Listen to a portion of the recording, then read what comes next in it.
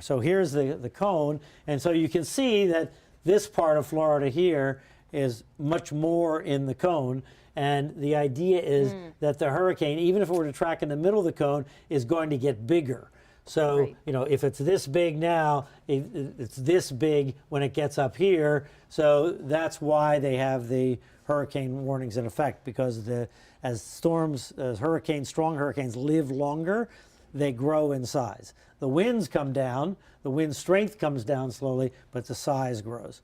And that whole message was reflected in that wind field graphic that you showed. Right. So that's So good. we'll look at that again in just a little bit. I just wanted to get everybody up to date on this brand new advisory here, and no significant change here.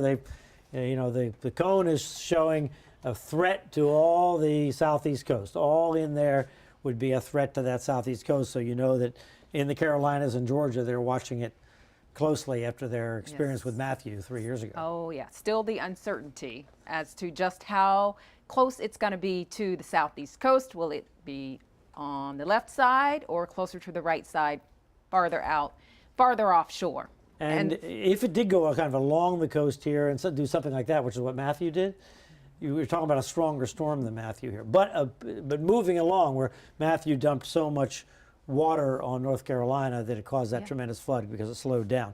But it's just, this will be more wind than flooding rain. So one more look here, and then we'll send it back. But to show you the satellite picture, look at that. It's almost like, you know, Betty, you have in your graphic system, you have that spotlight, right?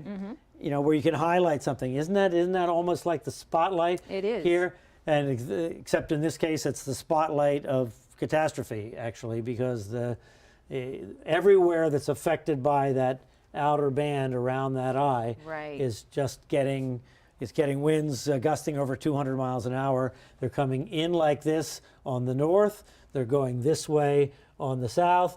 So the northern part of Great Abaco and Little Abaco, Green Turtle Key, they're getting these incredible winds from the north.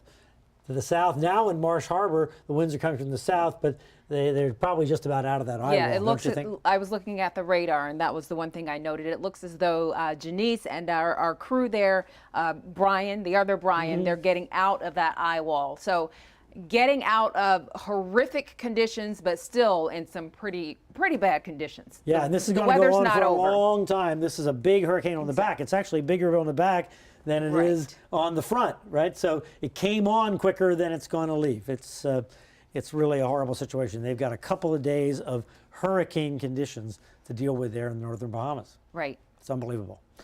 All right, we have more for you. We'll put it together and we'll have it for you in a few minutes.